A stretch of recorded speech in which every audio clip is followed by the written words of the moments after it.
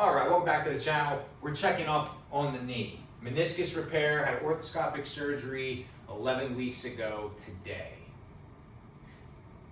How's my flexibility? How's my strength? How's my pain? Let's talk about those things. Just got done a workout, so I'm nice and warmed up. I feel like my knee is as good as it can be.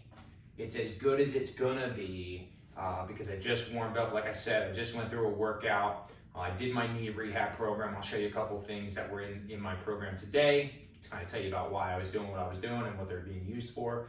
But the biggest thing I want to show is where my flexibility is at and where my strength is at with range of motion. All right, so comparing passive range of motion and loaded range of motion and what my expectations are. Okay, so again, we're at 11 weeks today. In that previous video, I showed you a couple things like the difference from my side to side quad hip flexor mobility. I was using a calf stretch as a variation. Let's go over that now. So this is my good side. I don't have a knee sleeve on the good side. I've been wearing this here during some of my workouts. It's a neoprene knee sleeve. It's giving me a lot of heat. It's really helping that knee get warm and stay warm.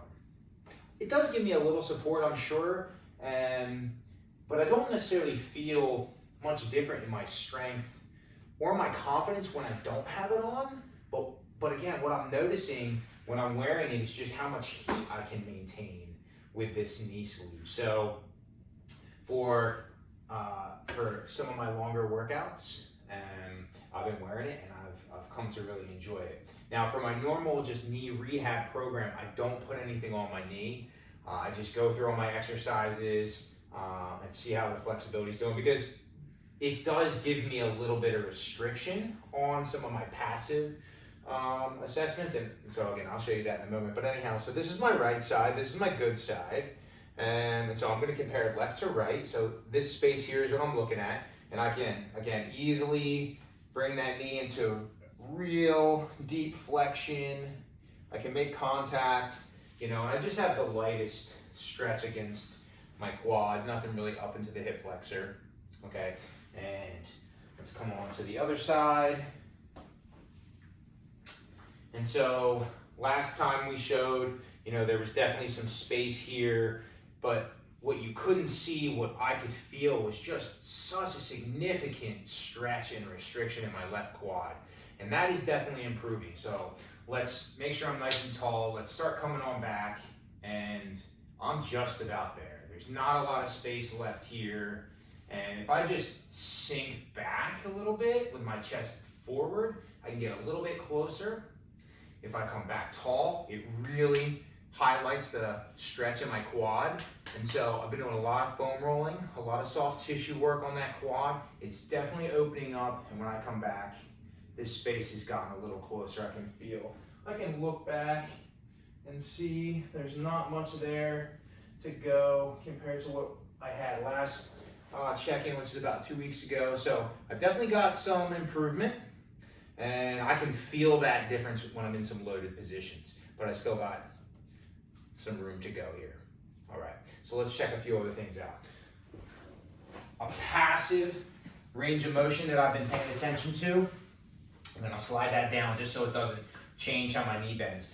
But lay on my back and then just let my knees hang out, and then I just drop my feet. And so what I can see here is my left knee is relaxing into pretty much the same position as my right knee now. My feet are coming across at the same height. I'm very happy about that. Now, at the start of my day or before a workout, this left knee is not as warmed up, it's not as pliable. My foot does tend to sit a little bit higher. But in previous weeks, I didn't show this in the last video, but even as short ago as 2 weeks, even with the knee warmed up, even in the middle of workouts when my knee was feeling as good as it was gonna feel that day, I would let it drop and it would sit a little higher. But today, we can see some improvement. So again, I didn't show that in the previous video, but I can tell you it wasn't as good as it is now. I'm very happy. So again, a couple of things really that I've been using before I show you my squat assessment. I've been using just a lot of hand massage, and it's very easy to see where I need my massage. because I have my scars, and if I just start tracking from that scar, and I just do a lot of pressure, I can feel that tissue in there. It's bulky, it's stiff, it's more full feeling. And so I've been smoothing it out. And so not just massage, but also pressure against it while I lengthen and shorten that tissue.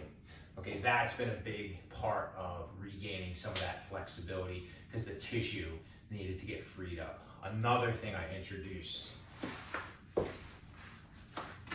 a lot more of. I was doing some of this at the start, but I've really started to do this daily.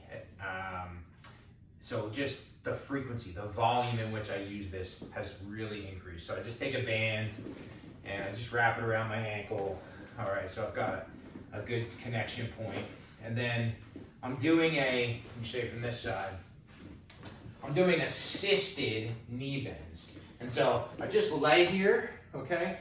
I drive my heel into the floor and I activate my hamstring and I draw my foot toward my body.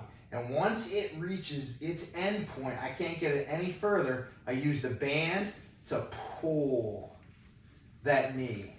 And we can see I get a lot further. Now that last bit, I still try to keep my hamstring active to assist with the band and strengthen the hamstring, but that last bit, I'm not quite able to get without that assistance. And I'm trying to pull that knee and I'm trying to close that angle down. And I do feel that pressure in my knee at that end range. I mentioned some pressure before, but it's getting a lot less. I'm feeling really happy about that. So let me show you one more. I drag with the heel, heavy pressure, a lot of hamstring activation, and then I finish the range of motion with the band. So very happy about that. Okay.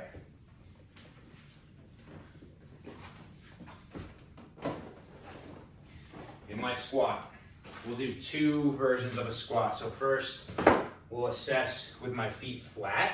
So I'm just gonna take the typical stance that feels the best for me. My goal is to keep those heels flat. And so I can pretty much get as low on my left as I can my right.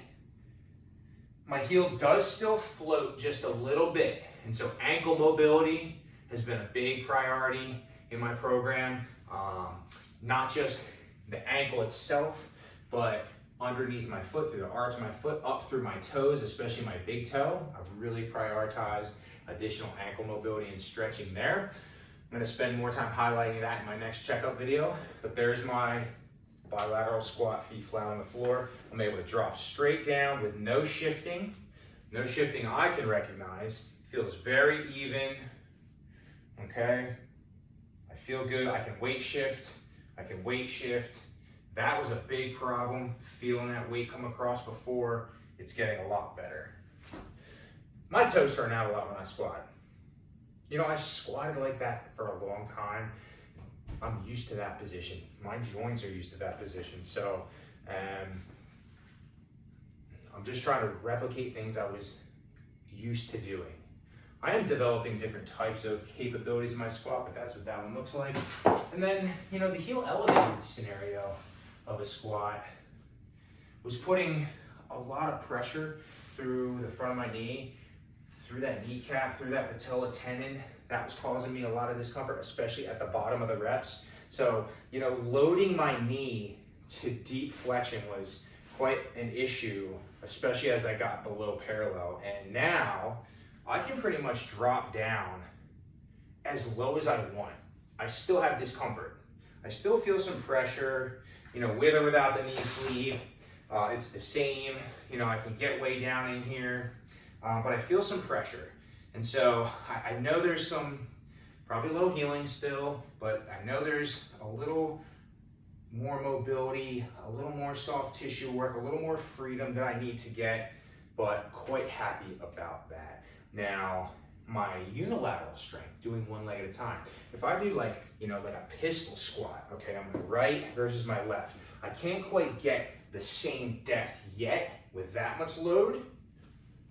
That's still coming, but I'm still happy, very happy about the amount of load and the amount of depth I can get bilateral, and also the reduction of shift toward my good side. I'm not getting pushed off that left side like I was before. Very, very happy about that. So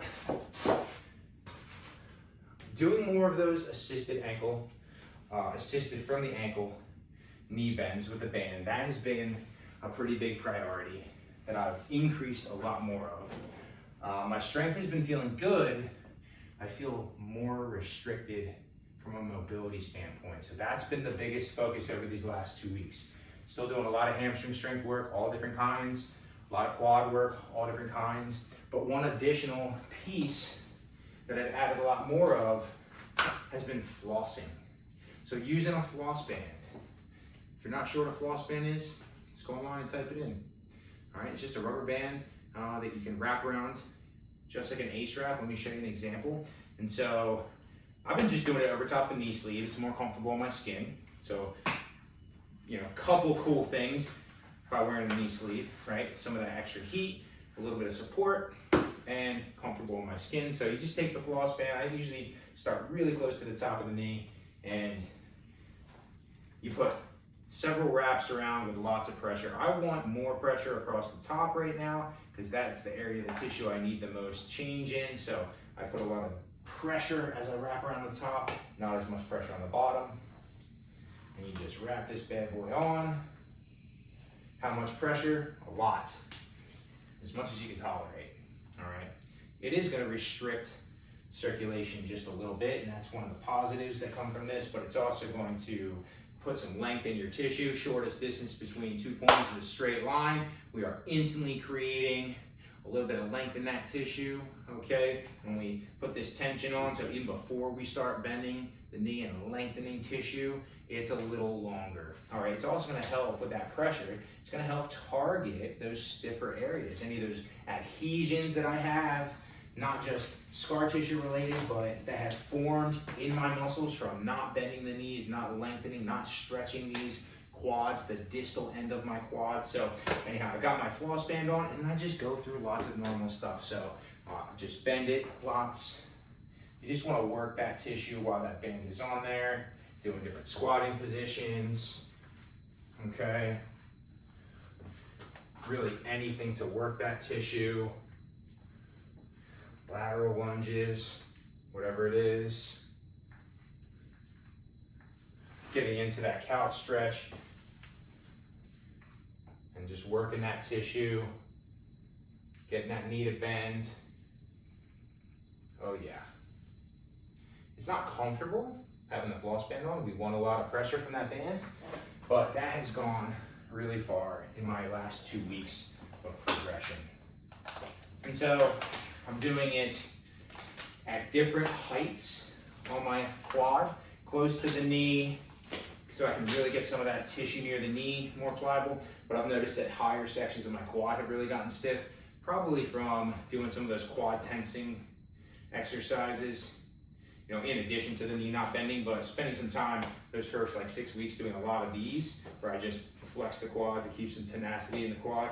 I mean, I was locking that tissue down nice and short, and I need to regain that length. So I've been doing, you know, wraps in the middle, wraps up near the hip, and then I've also done wraps just below the knee and working down into my calf to really target a lot of that tissue around the knee. So, you know, I'm really, really happy, making good progress, feeling stronger, adding more volume to my workouts, adding more sets, biking longer. I'm able to jump rope again now. I can do agility work. You know, I posted some videos recently in my exercise demos of like high knee runs and butt kicks and different plyometric patterns. They were all filmed in the last 2 weeks, post surgery. So I'm getting back to a lot of my normal things, respecting I've got limitations, respecting discomfort, pain, not trying to push through too much. Here's last one. Definitely gotten a lot more comfortable just reaching back and grabbing that foot. And, you know, I can feel some of that restriction in that knee and in this quad really high up, like the first 5 inches out of my hip. This top section I really feel, but, you know, I can crank that foot a lot further back, you know, than I had. So that's it. Meniscus, arthroscopic meniscus repair. We're at 11 weeks. We're starting to increase our performance again.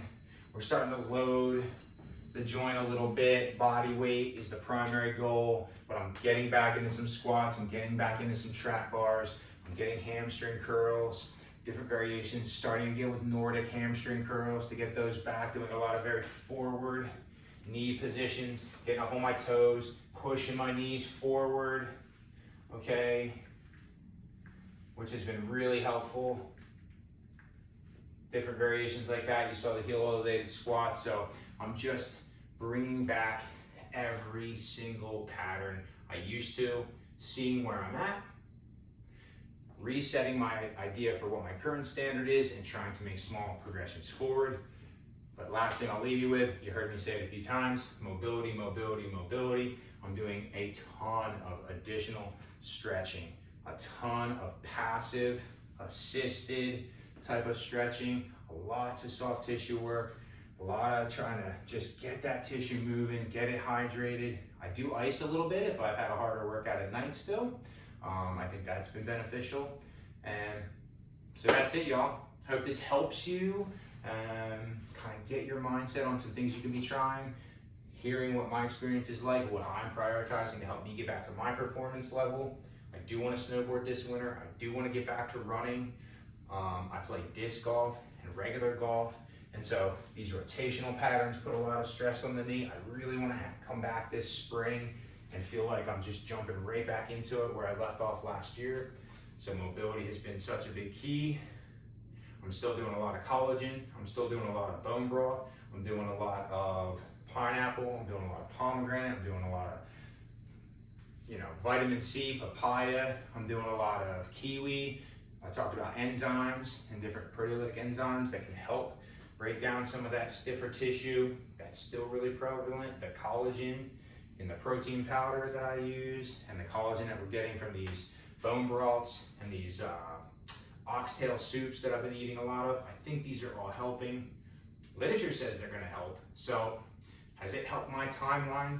Maybe, maybe not, but I'm just doing the best I can. I try to become informed, and I try to apply these things with consistency, and I try to help you all by showing you my experience. So 11-week meniscus check-in.